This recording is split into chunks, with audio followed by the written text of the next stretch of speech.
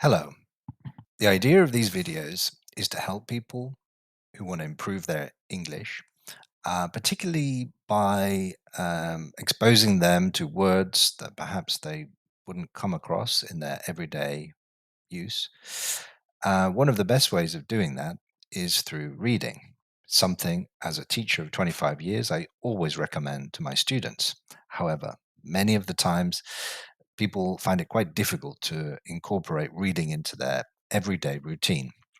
So, for that reason, I thought I could make some videos where I read articles that I've written, and we can also pause every so often and go over some of the interesting vocabulary.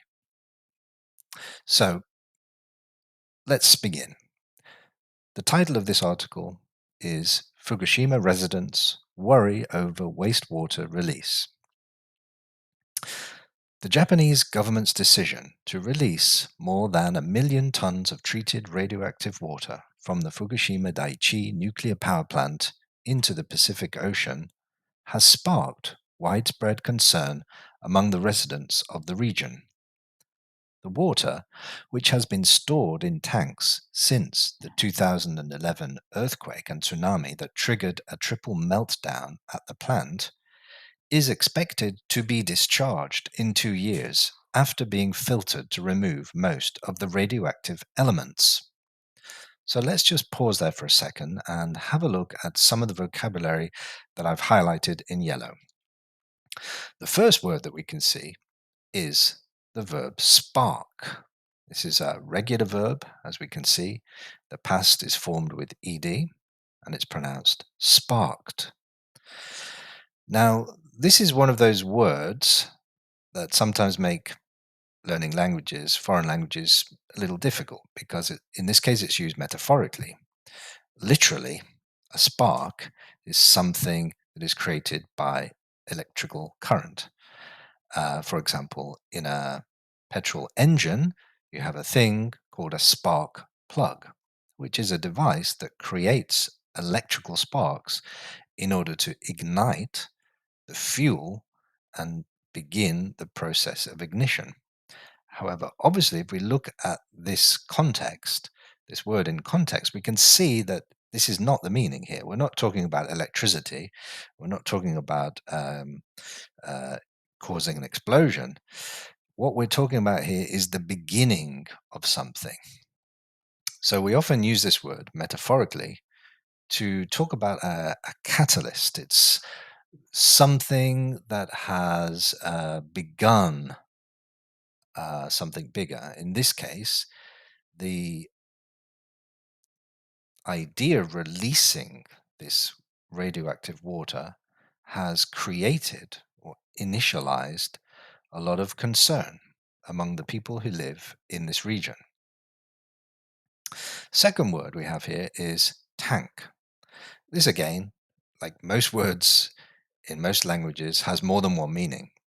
You may have seen this word before, but you may not know exactly what it means in this case. A tank can be a military vehicle, but in this case, what we can see is that it is a noun that refers to a device that is used for storing or keeping usually liquids. For example, in your car, you have a tank. And when you go to the garage to fill up your car with petrol, you put the petrol into the tank of the car. And in this case, it's talking about tanks, which you can actually see over here in this image. These are very large tanks that are used to store or to keep the radioactive water. The third word we have is trigger. Now, this is a verb, and in a way, we could say it is a little bit similar to spark, the meaning of spark, because it also means to begin something. The literal meaning of this word is the component of a gun that we press when we want to fire the gun. So, in the similar way, in this case, the earthquake and the tsunami actually caused or began the meltdown at the nuclear power plant. So that brings us to the fourth word here, meltdown. This is composed of two elements. The first is melt, which is a verb. Now, if you've ever made a pizza or cooked a pizza, you'll know that when you put it in the oven, the cheese that's on the top of the pizza melts. If you've ever taken a piece of ice out of the freezer and put it in your drink, you will also see that the ice melts to a liquid. So in this case, the meltdown is connected with the nuclear power plant. So what that means is that the nuclear power plant gets out of control, and the control rods that are in the nuclear power plant actually start to melt and get hotter and hotter. So the last word in this paragraph is filter. So this word is a verb, again, a regular verb, as we can see, finishes with ed. And basically, this refers to a process by which you are removing something from a liquid. So in this case, they are removing the radioactivity, some of the radioactivity from the water. Another good example of this could be when you make pasta, you boil the pasta in water, and obviously you have to separate the water from the pasta. So the easiest way to do that is to use a kind of filter. We call it a colander, which is a bowl with holes in it. And when you pour the pasta and the water into that bowl, the water is filtered out, it drains out, and you're left with pasta. So let's continue with the second paragraph. The government and the plant operator, Tokyo Electric Power Company, TEPCO, have argued that the release is safe and necessary as the storage capacity of the tanks will soon be exhausted. They have also claimed that the water will be diluted to meet international standards and pose no threat to human health or the environment. However, many local fishermen, farmers, and residents are not convinced. They fear that the release will further damage the reputation of their products, which have already suffered from the stigma of radiation contamination. They also worry about the potential impact on marine life and ecosystems, as well as the long-term effects of exposure to low-level radiation. So the first word we have in this paragraph is diluted. And as we can see in the sentence here, it's connected with water. Basically, when you add water to something, you dilute it.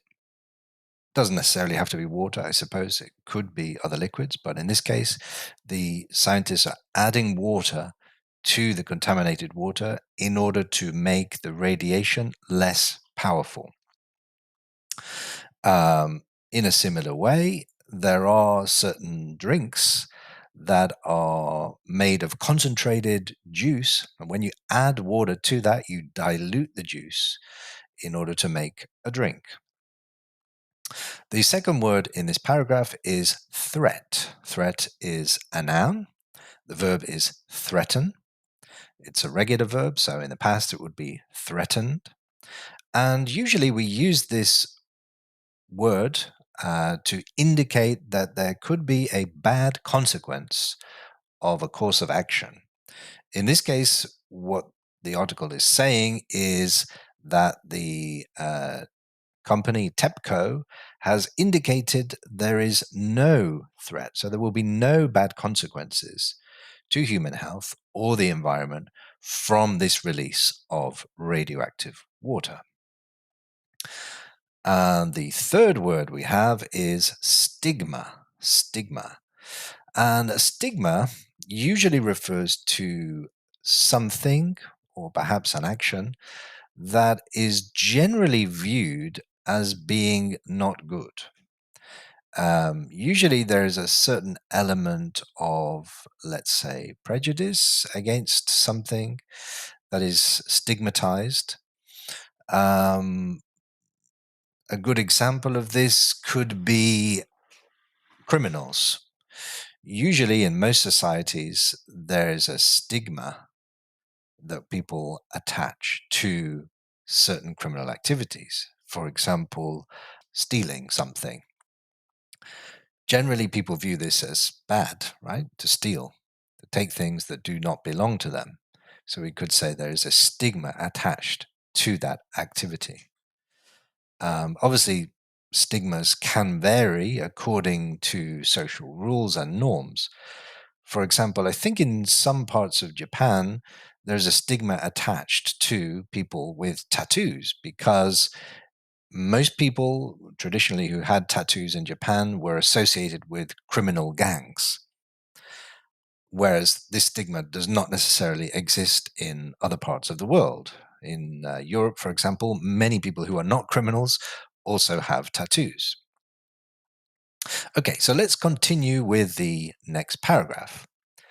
Some residents have expressed their frustration and anger at the government's lack of consultation and transparency. They feel that their voices have been ignored and their rights violated. They have also accused the government of prioritizing the interests of TEPCO and the nuclear industry over those of the people. Some have even filed lawsuits to stop the release or demanded compensation for their losses. So, a couple of words here that I've highlighted. First one, lack. This is a very useful word used in many different contexts. Basic meaning of this word is that something that is necessary is not there, it's lacking. In this case, it's talking about the government's consultation and the transparency. So basically, the residents are complaining that the government has not consulted them and has not been clear about the consequences of their action. There is a lack of consultation and transparency. It's not there. The second word, lawsuit. This refers to a legal action. In this case, some of the residents, some of the people have taken legal action in the courts to try to stop the government from releasing this radioactive water. So it's a legal action. The next paragraph, penultimate one. The government has tried to reassure the public by promising to monitor the water quality and radiation levels before, during, and after the release. It has also pledged to support the local industries and communities affected by the decision. However, many residents remain skeptical and distrustful of the government's claims and actions. They say that they have lost faith in the authorities after years of misinformation and mishandling of the nuclear crisis. So the first word we have in this paragraph is pledge. Again, it's a regular verb. In the past, it's pronounced pledged. So in this case, basically, it's very similar to another word, which is promise. When you promise to do something, it means you are making a verbal or written statement that you will do something in the future. And pledge is very similar. The next two, the final two words in this paragraph, both have something in common. They both use the prefix miss. Miss usually means error, so something that's not correct. In this case, we're talking about misinformation, so incorrect information, and mishandling. So this is basically to handle something badly, and to handle means to deal with a situation or to manage a situation. So if you mishandle it, it means you're not managing that situation in a correct way. You've made a mistake. So let's finish with the last paragraph. The release of the wastewater is not only a domestic issue, but also an international one. Several neighboring countries such as China, South Korea, and Taiwan have expressed their opposition and concern over the plan. They have urged Japan to reconsider its decision. They have also warned that they will take measures to protect their own interests and safety. Some environmental groups, such as Greenpeace, have also criticized the release as irresponsible and unethical. They have called for alternative solutions, such as building more storage tanks or finding ways to dispose of the water on land. So we have two words highlighted here. The first one is a verb, to urge. Again, regular verb in the past, pronounced urged. So in effect, what this means is that the neighboring countries are encouraging Japan to reconsider this decision.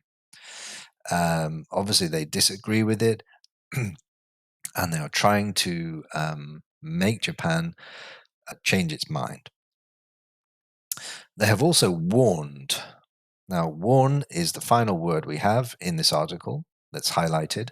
And basically, if you are warning somebody, it means that you're telling them that if they continue to do something, there will be a consequence, usually a bad consequence. So, for example, if you came to my city and you'd never been there before, I would probably warn you about the dangers. For example, where I live, there are a lot of pickpockets. These are criminals who look for tourists and they try to steal their wallets, their money.